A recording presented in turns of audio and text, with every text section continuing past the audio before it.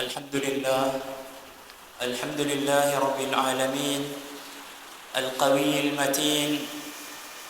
أحمد ربي وأشكره على نعمه التي لا يحصيها غيره، وأشهد أن لا إله إلا الله وحده لا شريك له الملك الحق المبين، وأشهد أن نبينا وسيدنا محمد عبده ورسوله الصادق الأمين. اللهم صل وسلم على عبدك ورسولك وعلى آله وصحبه أجمعين. أما بعد، فاتقوا الله حق التقوى وتمسكوا من دينكم بالعروة الوثقى. قال الله تعالى: يا أيها الذين آمنوا اتقوا الله حق تقاته ولا تموتن إلا وأنتم مسلمون. وقال تعالى: يا أيها الناس اتقوا ربكم الذي خلقكم من نفس واحدة وخلق منها زوجها وبث منهما رجالا كثيرا ونساء واتقوا الله الذي تساءلون به والأرحام إن الله كان عليكم رقيبا. وقال تعالى: يا أيها الذين آمنوا اتقوا الله وقولوا قولا سديدا يصلح لكم أعمالكم ويغفر لكم ذنوبكم ومن يطع الله ورسوله فقد فاز فوزا عظيما. أما بعد، فإن أصدق الحديث كتاب الله، وخير الهدي هدي محمد صلى الله عليه وسلم، وشر الأمور محدثاتها، وكل محدثة بدعة، وكل بدعة ضلالة، وكل ضلالة في النار. வார்த்தைகளில் சிறந்த வார்த்தை, வார்த்தைகளில் உண்மையான வார்த்தை அல்லாஹ்வுடைய வார்த்தை என்றும், வழிகாட்டல்களில் சிறந்த உண்மையான வழிகாட்டல் கண்மணி நாயகம் ஸல்லல்லாஹு அலைஹி வஸல்லம் அவர்களுடைய வழிகாட்டல் என்றும், விடயங்களில் கெட்டது மோசமான விடயம் மார்க்கத்தில் எதுவெல்லாம் புதிதாக உருவாக்கப்பட்டதோ அவை என்றும், மார்க்கத்தில் புதிதாக உருவாக்கப்பட்ட அனைத்தும் பித்அத்துக்கள் என்றும், அனைத்து பித்அத்துக்களும் வழிகேடுகள் என்றும், ஒவ்வொரு வழிகேடுகளும் நாளை மறுமை நாளில் நம்மை நரகின் பால் இட்டு செல்லும் என்ற நபி அவர்களின் பொன்மொழியை கூறியவனாக இந்த ஜும்ஆ பிரசங்கத்தினுள் நுழைகிறேன். அன்பார்ந்த இஸ்லாமிய சகோதரர்களே, அல்லாஹு சுப்ஹானஹு வ தஆலா இந்த பிரபஞ்சத்தினை படைத்து இதில் கோடான கோடி மனிதர்களையும் படைத்து அவனை வணங்கி அவனுக்கு வழிபடுமாறு அந்த மனிதர்களுக்கு அல்லாஹு தஆலா கட்டளையிட்டு இந்த இஸ்லாமிய மார்க்கம் 5 கடமைகளின் மீது நிறுவப்பட்டுள்ளது என்பதனையும் இந்த மனிதர்களுக்கு கற்றுக் கொடுத்து அதில் இறுதி கடமையாக இந்த ஹஜ் வணக்கத்தை அல்லாஹு தஆலா கடமையாக்கியுள்ளான். எனவே அன்பார்ந்த அல்லாஹ்வுடைய நல்லடியார்களே, தற்பொழுது நாம் 1446வது வருடத்தின் ஹஜ்ஜுடைய மாதத்திலே இருந்து கொண்டிருக்கின்றோம். அல்லாஹு தஆலா அல் குர்ஆனிலே கூறும்போது கூறுகின்றான்: அல் ஹஜ்ஜு அஷ்ஹுரும் மஅலூமாத். இந்த ஹஜ் வணக்கம் இருக்கின்றதே, அது அறியப்பட்ட ஒரு சில மாதங்களில் செய்ய வேண்டிய கடமை என்று அல்லாஹு தஆலா அல் குர்ஆனிலே குறிப்பிடுகின்றான். அந்த அறியப்பட்ட மாதங்கள் என்று பார்க்கும்போது உலமாக்கள் சொல்கிறார்கள், அது ஷவ்வாலுடைய மாதம், தற்பொழுது சென்று கொண்டு இருக்கின்ற துல்கஅதாவுடைய மாதம், இன்னும் துல்ஹிஜ்ஜாவுடைய ஆரம்ப பகுதிகள் என்று உலமாக்கள் சொல்கிறார்கள். எனவே அதன் அடிப்படையில் தற்போதிலிருந்தே உலகத்தில் அனைத்து பகுதிகளிலிருந்தும் ஹாஜிமார்கள் புனித மக்கமா நகரை நோக்கி சென்று கொண்டிருப்பதை நம்மால் காண முடியும். பொதுவாக என்னுடைய ஆசைதான் உங்களுடைய நம்முடைய ஆசை என்ன என்று பார்த்தால், ஹஜ்ஜிற்கு செல்ல வேண்டும், நான் செல்ல வேண்டும், நம்முடைய பெற்றோர்கள் நம்முடைய குடும்பத்தினர்கள் செல்ல வேண்டும் என்று ஏழை பணக்காரன் இன்றி ஏழை பணக்காரர் வித்தியாசமின்றி நாம் அனைவரும் பிரார்த்திக்கக்கூடிய ஆசைப்படக்கூடிய ஒன்றுதான் இந்த ஹஜ் கடமை என்பதை நாம் அறிகிறோம். இருந்தாலும் இந்த ஹஜ் கடமை வசதி படைத்தவர்களுக்கு செல்வந்தர்களுக்கு தான் இது கடமையாகிறது என்றால் உடலால் அவர்களுக்கு வசதி படைத்திருக்க வேண்டும், பொருளாதார வசதி படைத்திருக்க வேண்டும், போக்குவரத்து வசதி போன்ற வசதிகள் படைத்தவர்களுக்குத்தான் இந்த ஹஜ் கடமையாகின்றதை நம்மால் காண முடியும். அல்லாஹு தஆலா அல் குர்ஆனிலே கூறும்போது கூறுகின்றான், வலில்லாஹி அலன்னாஸி ஹிஜ்ஜுல் பைத் மனிஸ்ததா இலைஹி சபீலா. அல்லாஹுக்காக வேண்டி மக்காவிற்கு சென்று இந்த ஹஜ் வணக்கத்தை செய்வதற்கு யாருக்கு சக்தி பெறுகிறதோ அவர் இந்த கடமையை செய்யட்டும், அவருக்கு இந்த ஹஜ் கடமையாகும் என்று அல்லாஹு தஆலா அல் குர்ஆனிலே கூறுகின்றான். அதனைத்தான் நபிகள் நாயகம் ஸல்லல்லாஹு அலைஹி வஸல்லம் அவர்களும் நமக்கு சொல்கின்றார்கள்.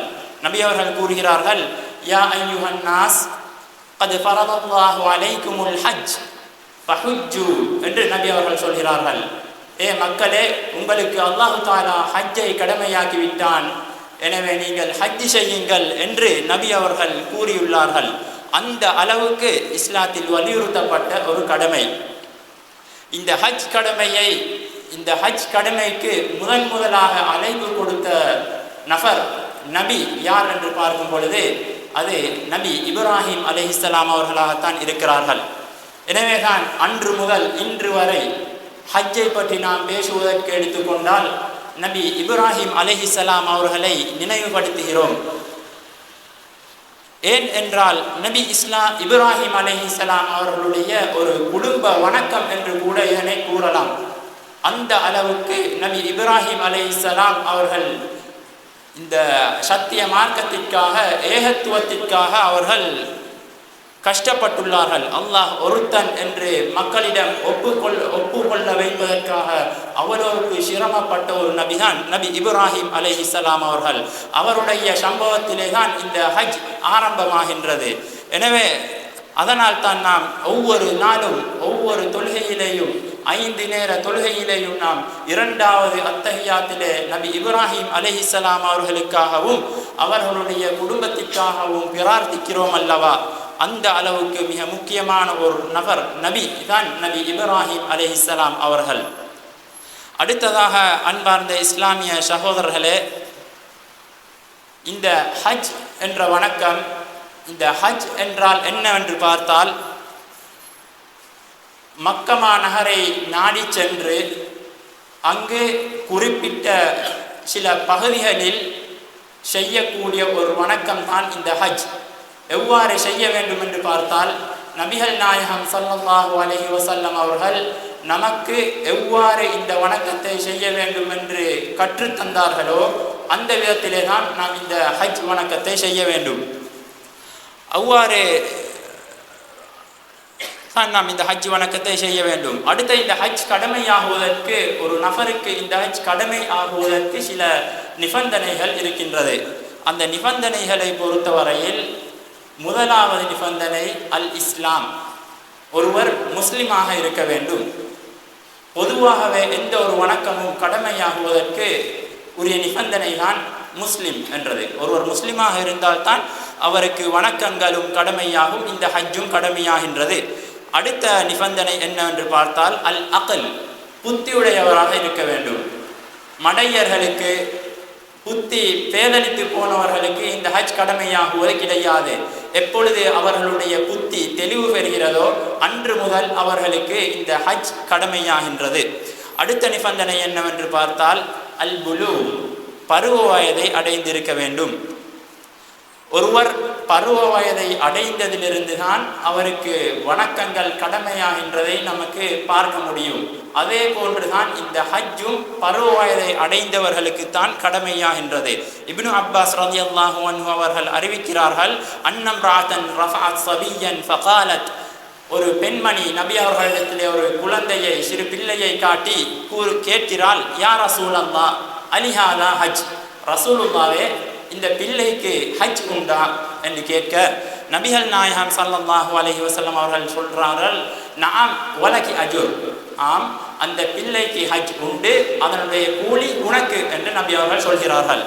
அந்த அடிப்படையில் ஹஜ் சிறுவர்களுக்கு சுன்னத்தான, சிறுவர்கள் செய்யக்கூடிய அதன் கூலி பெற்றோர்களுக்கு தான் சென்றடையும் என்பதை நம்மால் புரிந்து கொள்ள முடியும்.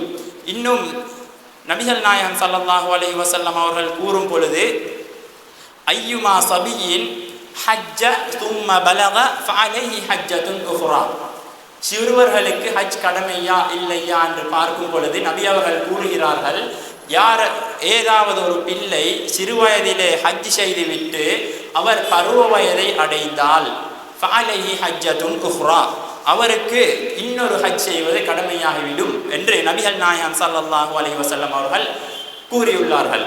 அடுத்த ஹஜ்ஜுடைய நிபந்தனை என்னவென்று பார்த்தால், அல் ஹுர்ரியத், சுதந்திரமானவராக இருக்க வேண்டும், அடிமை அல்லாதவராக இருக்க வேண்டும். அடுத்த ஹஜ்ஜுடைய நிபந்தனை அல் இஸ்திதாஆ. இஸ்திதாஆ என்று பார்க்கும் பொழுது உடலால், செல்வத்தால், பொருளாதாரத்தால் போக்குவரத்திற்கு வசதி பெற்றிருக்க வேண்டும். இந்த 5 நிபந்தனைகளையும் அடைந்த ஒருவருக்கு ஹஜ் கடமையாகின்றது என்பதை நம்மால் பார்க்க முடியுமாக இருக்கின்றது. எனவே அன்பார்ந்த அல்லாஹ்வின் நல்லடியார்களே, இவ்வாறு ஹஜ் கடமையாகிய ஒருத்தர் ஹஜ் செய்யாமல் இருந்தால் அவருடைய நிலைமை என்ன? அவருடைய நிலைமை என்ன? ஹஜ் கடமையாகியும் அவர் ஹஜ் செய்யாவிட்டால் அவருடைய நிலைமை என்னவென்று பார்க்கும்போது சில அறிவிப்புகளில் வந்துள்ளது, மனிஸ்ததா அல் ஹஜ்ஜ ஃபலம் யஹுஜ், யாருக்கு ஹஜ் செய்வதற்கு முடியுமாக வசதியாக இருந்தும் அவர் ஹஜ் செய்யவில்லையோ, ஃபல்யமுத் இன்ஷா யஹூதியன் வ இன்ஷா நஸ்ரானியன், அவர் நாடினால் யஹூதியாக மரணிக்கட்டும் அல்லது நஸ்ரானியாக மரணிக்கட்டும் என்று சொல்லக்கூடிய அளவுக்கு மிக பாரதூரமான ஒரு அம்சம் என்பதனை நாம் புரிந்து கொள்ள வேண்டும். எனவே அன்பார்ந்த இஸ்லாமிய சகோதரர்களே, நமக்கு ஹஜ் செய்வதற்கான வசதியை அடைந்தவுடனே நாம் இந்த ஹஜ் வணக்கத்தை நாம் நிறைவேற்றிவிட வேண்டும். எனவே அன்பார்ந்த இஸ்லாமிய சகோதரர்களே, அடுத்ததாக இந்த ஹஜ் செய்பவர்களுடைய சிறப்புகள் என்ன, ஹஜ் செய்யக்கூடியவர்களுக்கு என்ன சிறப்பு இருக்கின்றது என்று பார்க்கும் பொழுது நபிகள் நாயகம் ஸல்லல்லாஹு அலைஹி வஸல்லம் அவர்களிடத்தே கேட்கப்பட்டதாக அபூ ஹுரைரா ரலியல்லாஹு அன்ஹு அவர்கள் அறிவிக்கிறார்கள். ஐயுல் அமலி அஃதல், நபி அவர்களிடத்திலே அமட்களில் சிறந்தது என்ன என்று கேட்கப்பட்டது. அதற்கு நபி அவர்கள் கூறினார்கள், முதலாவதாக ஈமானு பில்லாஹி வ ருசுலிஹி, அல்லாஹ்வையும் அவனுடைய ரசூலையும் ஈமான் கொள்ள வேண்டும், அல்லாஹ்வையும் அவனுடைய தூதரையும் சரியான முறையிலே நம்பிக்கை கொள்ள வேண்டும் என்பதுதான் அமட்களிலே முதலாவதாக சிறந்தது என்று கூறிவிட்டு நபிகள் நாயகம் ஸல்லல்லாஹு அலைஹி வஸல்லம் அவர்களிடத்திலே சும்ம மாதா, பின்பு என்ன அமல் என்று கேட்க நபி அவர்கள் சொல்கிறார்கள், அல் ஜிஹாது ஃபீ சபீலில்லாஹ், அல்லாஹ்வுடைய பாதையிலே ஜிஹாத் செய்வது, போரிடுவது என்று நபி அவர்கள் கூறுகிறார்கள். பின்பு என்ன என்று கேட்ட பொழுது நபி அவர்கள் சொன்னார்கள், ஹஜ்ஜுன் மப்ரூருன், அங்கீகரிக்கப்பட்ட, ஏற்றுக்கொள்ளப்பட்ட, பொருந்தி கொள்ளப்பட்ட ஹஜ் என்று நபி அவர்கள் சொன்னார்கள். அந்த அளவிற்கு அமட்களிலே ஒரு சிறந்த அமலாக இந்த ஹஜ் காணப்படுகிறதை நம்மால் காண முடியும். நபிகள் நாயகம் ஸல்லல்லாஹு அலைஹி வஸல்லம் அவர்கள் இன்னொரு ஹதீஸிலே கூறும்போது சொல்கிறார்கள், அல் ஹஜ்ஜுல் மப்ரூர் லைஸ லஹு ஜஸாஉன் இல்லல் ஜன்னா, இந்த அங்கீகரிக்கப்பட்ட, ஏற்றுக்கொள்ளப்பட்ட ஹஜ் இருக்கின்றதே அதற்கு சுவனத்தை தவிர வேற எந்த கூலியும் கிடையாது என்று நபி அவர்கள் சொல்லிவிட்டார்கள். சுவனத்தையே இந்த ஹஜ்ஜுக்கு கூலியாக நபி அவர்கள் வழங்கிவிட்டார்கள். எனவே அன்பார்ந்த இஸ்லாமிய சகோதரர்களே, அல் ஹஜ்ஜுல் மப்ரூர் என்றால் என்ன என்று நாம் பார்க்கும் பொழுது அந்த ஹஜ்ஜிலே எந்த ஒரு பாவமும் நடைபெறாத, எந்த ஒரு ஆபாசமான, மோசமான, கெட்ட செயல்கள் நடைபெறாத, ரசூல் ஸல்லல்லாஹு அலைஹி வஸல்லம் எவ்வாறு நமக்கு ஹஜ் செய்ய வேண்டும் என்று கற்றுத்தந்தார்களோ அந்த விதத்தில் செய்யக்கூடிய ஹஜ் தான் அல் ஹஜ்ஜுல் மப்ரூர் என்று நாம் புரிந்து கொள்ள முடியும். இன்னும் ஒரு சந்தர்ப்பத்திலே நபிகள் நாயகம் ஸல்லல்லாஹு அலைஹி வஸல்லம் அவர்கள் இந்த ஹஜ்ஜுடைய சிறப்பை பற்றி கூறும்போது நபி அவர்கள் கூறுகிறார்கள், மன் ஹஜ்ஜ லில்லாஹ், யார் அல்லாஹ்வுக்காக வேண்டி ஹஜ் செய்கிறாரோ, வலம் யர்ஃபுத் வலம் யஃப்சுக் ரஜஅ கயௌம வலதத்ஹு உம்முஹு என்று நபி அவர்கள் சொல்கிறார்கள். யார் அல்லாஹுடைய பாதையிலே அல்லாஹுக்காக வேண்டி ஹஜ் கடமையை செய்கிறாரோ அவர் அந்த கடமையில் பாவமான ஆபாசமான மோசமான கெட்ட செயல்களில் ஈடுபடாமல் ஹஜ்ஜை நிறைவேற்றுகிறாரோ அவர் அன்று அவருடைய தாய் பெற்றெடுத்த பிள்ளை போன்று ஹஜ்ஜிலிருந்து திரும்பி வருவார் என்று நபிகள் நாயகம் ஸல்லல்லாஹு அலைஹி வஸல்லம் அவர்கள் சொல்கிறார்கள். ஒரு குழந்தை பாவங்கள் செய்யாத ஒரு குழந்தை எவ்வாறு இருக்குமோ அதுபோன்று இந்த ஹஜ்ஜிற்கு சென்றவர்கள் அல் ஹஜ்ஜுல் மப்ரூர் ஆக ஹஜ் செய்தால் எவ்வாறு தாய் குழந்தையை பெற்றெடுத்து பாவங்கள் இன்று இருக்குமோ அதே போன்று இந்த ஹஜ்ஜில் இருந்து மீண்டு வருவார் என்று நபிகள் நாயகம் ஸல்லல்லாஹு அலைஹி வஸல்லம் அவர்கள் அவ்வளவு சிறப்புகளை இந்த ஹஜ்ஜிற்கு வைத்திருக்கிறார்கள். நபி அவர்கள் சொல்லி இருக்கிறார்கள். இன்னும் ஒரு ஹதீஸிலே நாம் பார்க்கும் பொழுது நபி அவர்கள் கூறுகிறார்கள், அன்னல் ஹஜ்ஜ யஹ்திமு மா கான கப்லஹு என்று நபி அவர்கள் கூறியுள்ளார்கள். நிச்சயமாக இந்த ஹஜ் இருக்கின்றதே அது அதற்கு முன்பு செஞ்ச அனைத்து பாவங்களையும் அழித்துவிடும் என்பதாக நபிகள் நாயகம் ஸல்லல்லாஹு அலைஹி வஸல்லம் அவர்கள் இந்த ஹஜ்ஜிற்கு சிறப்பு கூறியுள்ளார்கள் என்பதை நம்மால் காண முடியும். எனவே அன்பார்ந்த இஸ்லாமிய சகோதரர்களே, வல்ல இறைவன் நம் அனைவருக்கும் இந்த ஹஜ்ஜிற்கான பாக்கியத்தை நாம் பிரார்த்திக்கக்கூடிய பிரார்த்தனையை கபூல் செய்ய வேண்டும். இந்த வருடம் அல்லாது வார வருடம் சரி, இந்த வருடம் சரி, நம்முடைய பிரார்த்தனையின்படி நம் அனைவரும் ஹஜ் செய்வதற்கான பாக்கியத்தை வல்ல இறைவன் எனக்கும் அப்பால் உங்களுக்கும் ஆக்கி அருளட்டுமாக. وآخر دعوانا أن الحمد لله رب العالمين.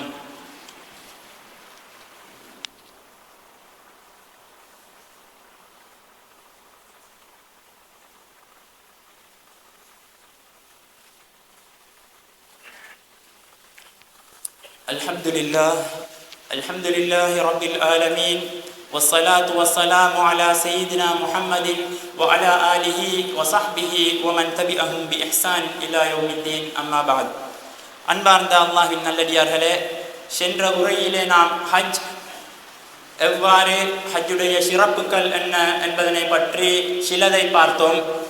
தற்பொழுது நாம் பார்க்க எடுத்துக்கொண்ட விடயம் என்னவென்று பார்த்தால், துல்ஹிஜ்ஜாவுடைய ஆரம்ப நாட்களுக்கு சிறப்பு இருக்கின்றனவா அல்லது அந்த ஆரம்ப நாட்களுடைய சிறப்புகள் என்ன என்பதனை பற்றி சிலதை பார்க்கலாம் என்று முன்வந்துள்ளோம்.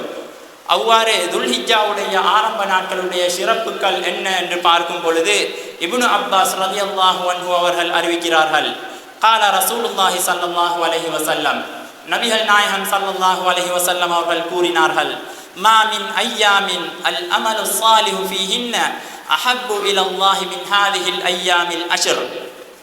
வேறு நாட்களில் செய்யக்கூடிய நல்ல அமல்களை விட இந்த துல்ஹிஜ்ஜாவுடைய எதிர்வரக்கூடிய துல்ஹிஜ்ஜாவுடைய ஆரம்ப நாட்களில் நாம் செய்யக்கூடிய அமல்கள் இருக்கின்றதே அது அல்லாஹ்விற்கு மிக விருப்பமான அமல்கள். அந்த நாட்களில் செய்யக்கூடிய அமல் அல்லாஹ்வுக்கு மிக விருப்பமானது என்று நபி அவர்கள் கூறினார்கள். அந்த நேரத்திலே சஹாபாக்கள் நபி அவர்களை பார்த்து, யா ரசூலல்லாஹ் வலல் ஜிஹாது ஃபீ சபீலில்லாஹ், ரசூலுல்லாஹ்வே அல்லாஹ்வுடைய பாதையிலே ஜிஹாத் செய்வதை விட அந்த நாட்களில் செய்யக்கூடிய அமல்கள் சிறந்ததா என்று கேட்டார்கள். அந்த நேரத்திலே நபி அவர்கள் சொன்னார்கள், வலல் ஜிஹாது ஃபீ சபீலில்லாஹ், அல்லாஹ்வுடைய பாதையிலே ஜிஹாத் செய்வதை விட அந்த துல்ஹிஜ்ஜாவுடைய ஆரம்ப நாட்களில் செய்யக்கூடிய அமல்கள் சிறந்தது என்று நபி அவர்கள் சொன்னார்கள். சொல்லிவிட்டு அதே ஹதீஸிலே தொடராக சொல்கிறார்கள், இல்லா ரஜுலுன், ஒரு மனிதனை தவிர. எப்படியாப்பட்டவன் என்று சொன்னால், ஹரஜ பினஃப்ஸிஹி வ மாலிஹி ஃபலம் யர்ஜி மின் ذلك பிஷை, அவன் ஜிஹாதிற்காக அல்லாஹ்வுடைய பாதையில் போரிடுவதற்காக செல்கிறான். அவனும் சென்று அவனுடைய சொத்துக்கள் பொருள் உடைமைகள் அனைத்தையும் எடுத்து சென்று அவன் மீண்டு வரவில்லையே, அப்படியானவனை தவிர என்று நபிகள் நாயகம் ஸல்லல்லாஹு அலைஹி வஸல்லம் அவர்கள் கூறினார்கள். இன்னொரு ஹதீஸிலே இந்த நாட்களுடைய சிறப்பை பற்றி கூறும்போது நபிகள் நாயகம் ஸல்லல்லாஹு அலைஹி வஸல்லம் அவர்கள் கூறுகிறார்கள், இந்த 10 நாட்களும் இருக்கின்றதே அந்த நாட்களில் செய்யக்கூடிய அமல்களை விட அல்லாஹுக்கு விருப்பமான அமல் வேறெதுவும் இல்லை என்று நபி அவர்கள் கூறிவிட்டு அதே ஹதீஸிலே தொடராக கூறுகிறார்கள், ஃபஅக்ஸிரு ஃபீஹின்ன தஹ்லீல் வத்தக்பீர் வத்தஹ்மீத் என்று நபி அவர்கள் சிறந்த தஸ்பீஹ்களை நமக்கு கற்றுத் தருகிறார்கள். அந்த நாட்களில் அதிகம் நீங்கள் லா இலாஹ இல்லல்லாஹ் என்று சொல்லுங்கள், அதிகம் அல்லாஹ்வை அல்லாஹ் அக்பர் என்று அல்லாஹ்வை புகழுங்கள். இன்னும் அல்ஹம்துலில்லாஹ் என்று அல்லாஹ்வை புகழுங்கள், தக்பீர் சொல்லுங்கள், லா இலாஹ இல்லல்லாஹ் என்று தஹ்லீல் சொல்லுங்கள் என்று நபி அவர்கள் நமக்கு அழகிய ஒரு இலேசான ஒரு வழிமுறையை, சுன்னாவை, நன்மை தரக்கூடிய அமட்களை நபியர்கள் கற்றுத்தந்துள்ளார்கள். எனவே அன்பார்ந்த இஸ்லாமிய சகோதரர்களே, இந்த துல்ஹிஜ்ஜாவுடைய ஆரம்ப 10 நாட்களும் அவ்வளவு சிறப்பு மிக்கதாக இருக்கின்றது. எனவே அந்த ஆரம்ப நாட்களில் நாம் அதிகம் குர்ஆனையும் ஓதிக்கொள்ள வேண்டும். குர்ஆனை ஓதினால் ஓர் எழுத்துக்கு 10 நன்மை வீதம் நமக்கு கிடைக்கின்றது. எனவே இந்த சிறந்த நாட்கள் என்ற காரணத்தினால் அதிகம் ஓத முயற்சிக்க வேண்டும். வேலை பளுக்கள் இருக்கின்ற நாட்கள் இருந்தாலும் நாம் இதற்காக நம்முடைய நேரத்தை ஒதுக்கிக் கொள்ள வேண்டும். இன்னும் அந்த நாட்களில் சதகாக்கள், தர்மங்கள் அதிகம் செய்ய வேண்டும், கொடுக்க வேண்டும் தர்மங்கள். இன்னும் முடியுமாக இருந்தால் நோன்பு நோற்று கொள்ள வேண்டும். அந்த அளவுக்கு இந்த நாட்கள் மிக முக்கியமான சிறப்பான நாட்களாக இருக்கின்றதை நம்மால் காண முடியும். எனவே அன்பார்ந்த இஸ்லாமிய சகோதரர்களே, இந்த ஆரம்ப நாட்கள் ஏன் சிறப்பு மிக்கது என்று நாம் பார்த்தால், அந்த ஆரம்ப நாட்களில் பெரும்பாலான அமல்கள் உள்வருகின்றதை நம்மால் காணலாம். அரஃபாவுடைய நோன்பு உள்வருகிறது, ஹஜ் வணக்கம் அந்த நாட்களில் உள்வருகிறது. இன்னும் அதிகமான நபர்கள் உம்ரா செய்கிறார்கள் அந்த நாட்களிலே. இது போன்ற இன்னும் அதிகமான நபர்கள் அல் குர்ஆன் ஓதுகிறார்கள், சதகா கொடுக்கிறார்கள். இன்னும் அந்த நாட்களிலே தான் குர்பானி கொடுக்கிறார்கள். இது போன்ற அதிகமான மிக முக்கியமான அமல்கள் இந்த நாட்கள், இந்த ஆரம்ப துல்ஹிஜ்ஜாவுடைய நாட்களிலே வருவதனால் கூட இந்த துல்ஹிஜ்ஜாவுடைய ஆரம்ப 10 நாட்களும் சிறப்படைந்திருக்கின்றதை நம்மால் காண முடியும். எனவே அன்பார்ந்த சகோதரர்களே, இந்த துல்ஹிஜ்ஜாவுடைய ஆரம்ப நாட்காலங்களுடைய பயன் தெரியாது நாம் இந்த ஷவ்வால் முதல் எவ்வாறு கழித்து விட்டோம் என்று நம்மால் அறியாது. எனவே இந்த எஞ்சிய காலங்களையாவது நாம் சிறந்த அமட்களில் ஈடுபட்டு அல் குர்ஆனை அதிகம் ஓதி இந்த இறுதி நாட்களை நாம் நல்ல முறையில் கழிக்க வேண்டும். எனவே அன்பார்ந்த இஸ்லாமிய சகோதரர்களே, அல்லாஹ் தஆலா இந்த துல்ஹிஜ்ஜாவுடைய நாட்களை நமக்கு சிறந்த முறையில் கழிப்பதற்கு அருள் புரியட்டுமாக. யா அல்லாஹ், என்னுடைய இன்னும் உங்களுடைய இன்னும் நம்முடைய பெற்றோர்களுடைய, ஆசிரியர்களுடைய பாவங்களை மன்னித்தருளட்டுமாக. இன்னும் முஸ்லிமான முஃமினான நல்லடியார்களுடைய பாவங்களை வல்ல இறைவன் மன்னித்தருளட்டுமாக. இன்னும் எங்கெங்கெல்லாம் முஸ்லிம்கள் கஷ்டப்படுகிறார்களோ, துன்பப்படுகிறார்களோ, அவர்களுக்கு இலேசையும் விடிவையும் அல்லாஹ் தஆலா கொடுக்கட்டுமாக என்று என்னுடைய இந்த பிரசங்கத்தை முடித்துக் கொள்கிறேன். அகூலு கௌலி ஹாதா அஸ்தக்ஃபிருல்லாஹ லி வ லக்கும் வ லிஜமீஇல் முஸ்லிமீன மின் குல்லி தம்ப் ஃபஸ்தக்ஃபிருஹு இன்னஹு ஹுவல் கஃபூருர் ரஹீம்.